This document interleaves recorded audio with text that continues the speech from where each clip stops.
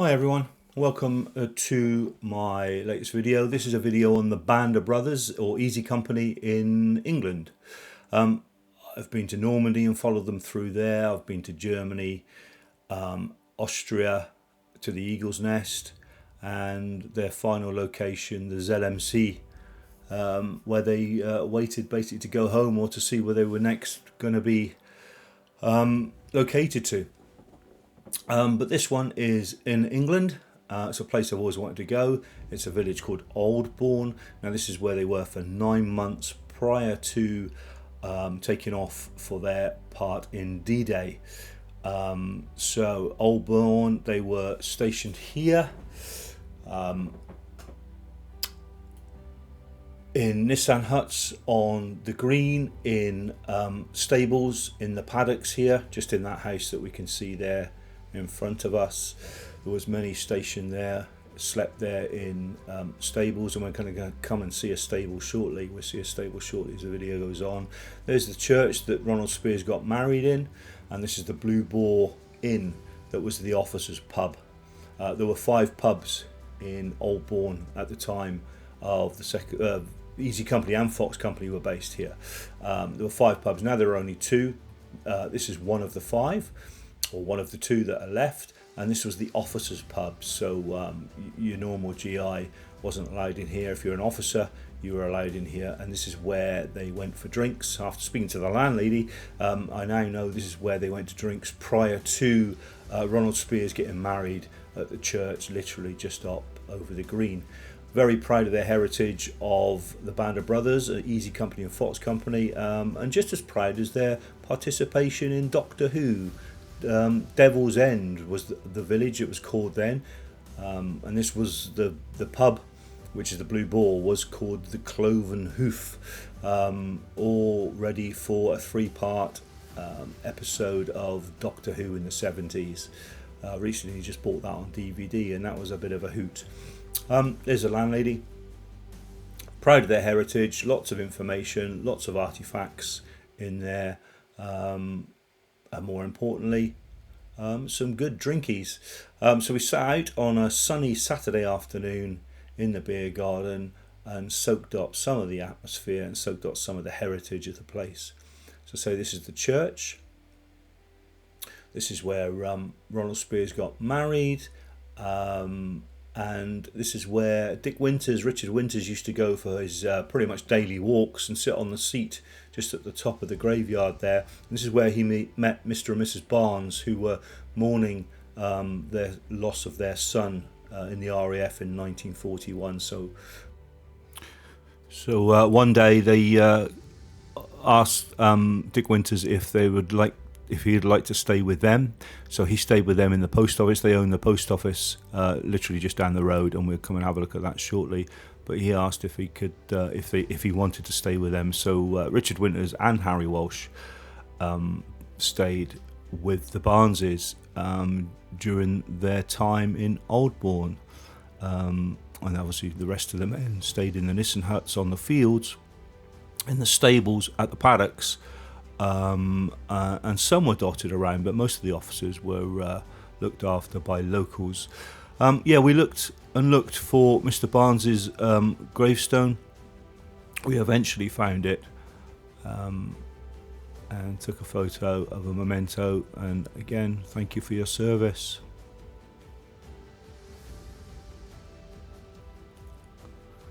Onwards now to find the post office. So this is just down the corner, round the corner from the church.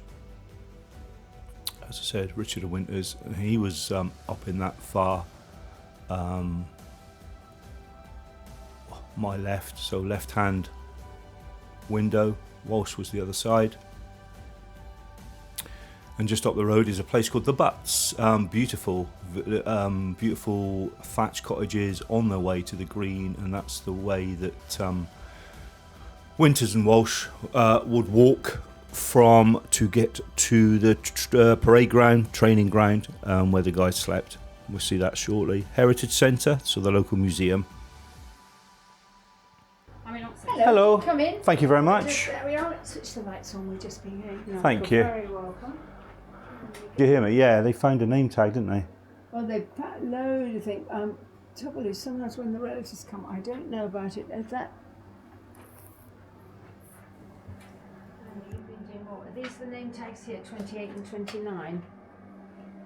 Oh, that's it. That's it. Yeah, the dog tags. Yeah, that's it. Thank you. Yeah, I would not seen those at all.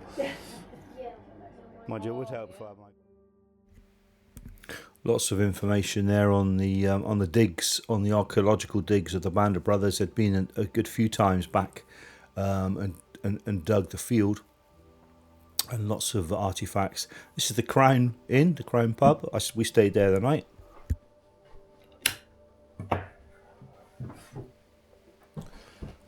All the rooms there are named after members of the Band of Brothers. So I was in Richard Winter's room, comfortable, clean, with a beautiful view, as you can see, of the Aldbourne pond, duck pond, fish pond.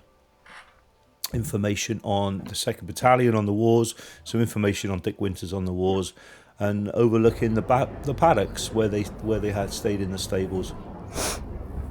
Lovely afternoon. Just nice to have a beer outside, lovely. So we stayed in the Crown. This was where this was the second pub that's available to go to of the 5 that used to be there, and this is your normal GI pub and communication centre. So they'd go there for a drink, but it was mainly it was a communications hub. So the radios, the phones, to keep in contact with HQ down in Little Cot House, which we'll come and see shortly. And again, lots of artifacts, lots of things to see. This is the 101st bar, so it's like a mini museum, really. After many years again of wanting to get there, it's lovely just to go and have a look around, and lots of mementos from when the guys have come back as well. You know, the real Easy Company that have come back to Aldbourne on tours or to have a look at to reminisce. Lots of information on the walls.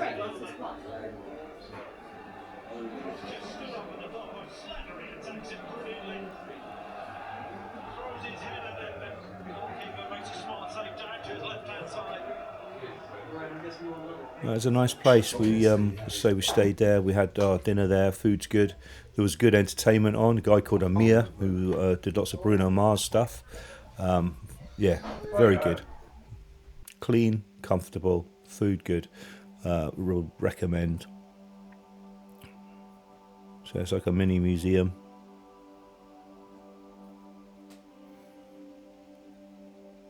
It's great that they're keeping the memories alive in these places. There's the village hall. That's where the guys used to have their dances.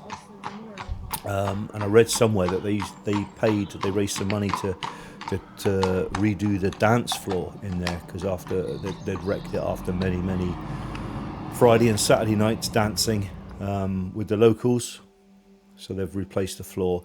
So this is the field. This is where the Nissan huts would be located. This is where Easy and Fox Company slept, trained, paraded, and this is between between here and the village is the butts, so you can walk through the butts down to here from the village.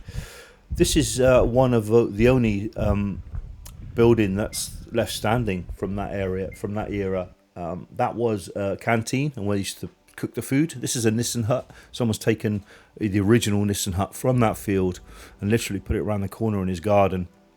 So he's using that as a work shed.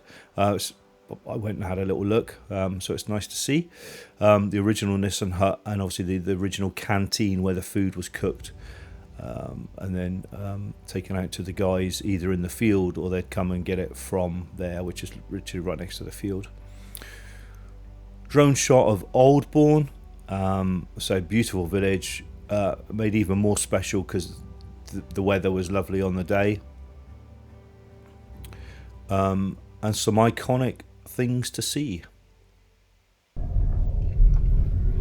This is Little Colt House. So this is the HQ of 2nd Battalion, or the HQ of 506.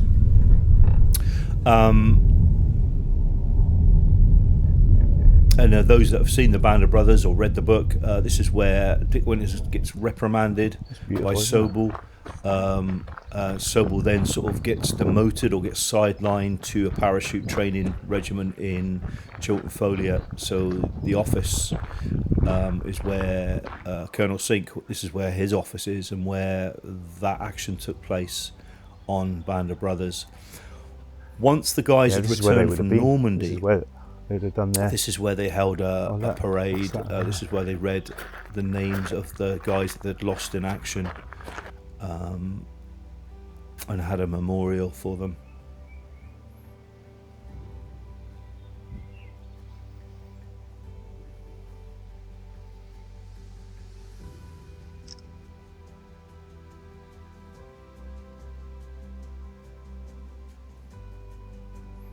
Littlecote House, very special place. It is now a Warner's hotel and spa, but they allow you to walk around the old buildings. We saw a sign to the stables with a screaming eagle, so we had a little look, and it took us to a stable. So this stable had been taken from Aldbourne and put here as, again, a memorial to the 506. Oh, it's from Aldbourne. But this is one of the stables from Aldbourne, and this is where, as we'll see shortly in a minute, that Webster stayed in, or one of the ones that, like Webster, would have stayed in. What we didn't realise at the time, it's all dark, what we didn't realise, there was somebody in there. Or so we thought.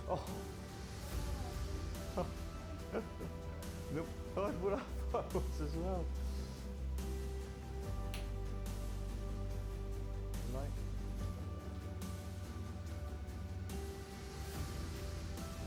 Who's this then? I lived in many places in the Army, but none were quite as enjoyable as those box stalls in Aldbourne. Perhaps this was because I had a craving for privacy that they alone satisfied.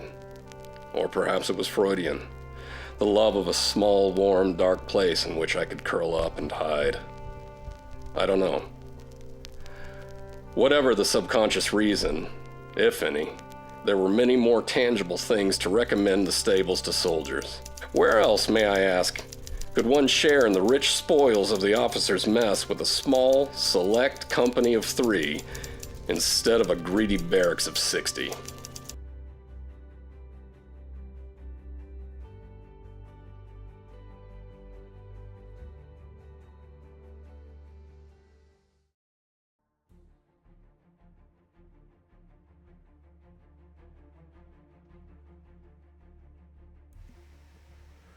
Onwards to Slapton Sands and Exercise Tiger.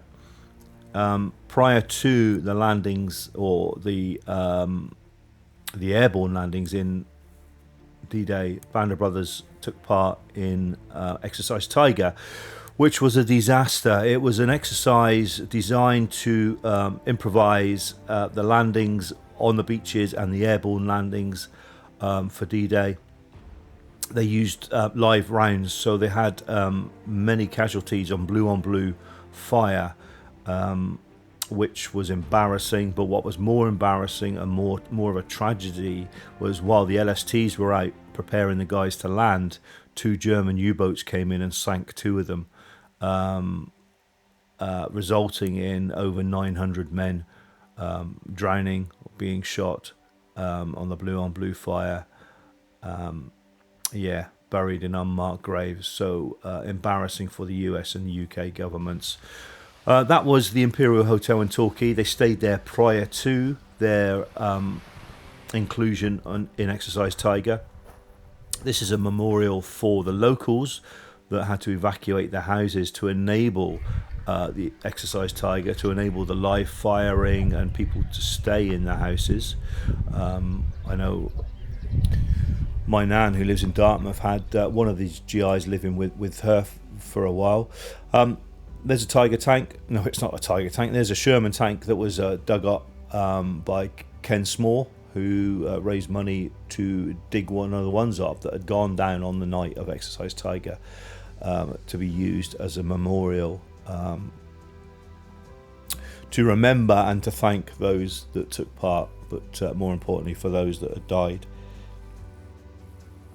in the practice. some drone shots of Slapton Sands. Beautiful, and you could see why from there why they use Slapton Sands as the exercise, because you've got sands that mimic sort of Normandy, then you've got a dry area with a bit of a bluff, and then you've got more water, where the Germans obviously in 1944 had flooded all the fields behind the bluffs, so you had water, then a bit of dry, and then more water. So it mimics Normandy very well. This is Upottery airfield, so one of the Nissan huts here that some of the guys stayed in, now a museum. But more importantly, Upottery airfield is the airfield that the guys took off from prior to their participation in D-Day. So the night of the 5th of June, or they stayed there a few days previously, they were originally going to go on the night of the 4th to land on the 5th, but they went on the 5th to land on the 6th, due to the weather, etc., etc. But this is where they took off from prior to their participation in World War II, before their battle. And this is a Upottery airfield. So it's near Exeter, near a place called Honiton, near Exeter. Not far from where I grew up, not far from where I was born, and where I stayed for many, many years, but never been there. So it's nice to go back eventually and have a look at the airfield and get some, you'll see shortly, some drone shots and some pictures. These are the guys getting ready to leave on the night of the 5th of June 1944 with their day to destiny. This is Upottery airfield. This today is used as like a supercar experience day. Lots and lots of cars there, lots of Lamborghinis and Ferraris. I tried not to get the drone too close to them, but as you can see, they're having a good old time. Probably putting their foot pretty much flat out on, they can't come to much damage there on an airfield. I suppose there's not much to hit if things do go wrong. You can see the air control tower there to the right, and a special place. So I'll leave you in peace now towards the end of the video, and hopefully it's been okay. Hopefully it's been of some use to you. Hopefully I've done the guys and girls some service. Thanks again for your service, and thanks for our freedom, and yeah, stay safe. Thanks for watching. Take care. Bye bye.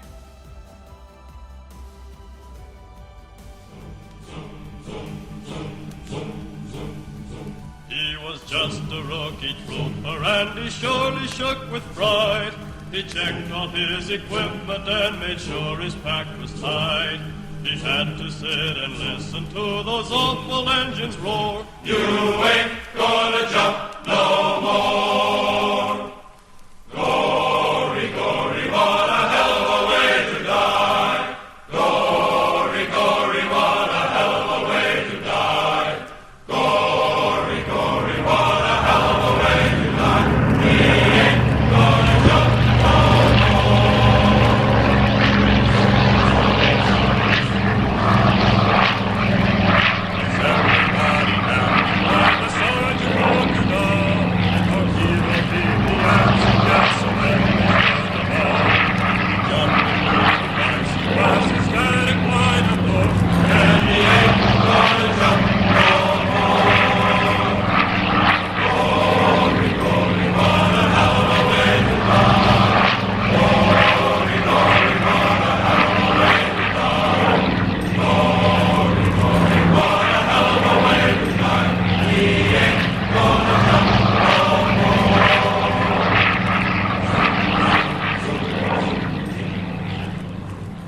He counted long, he counted loud, he waited for the shock.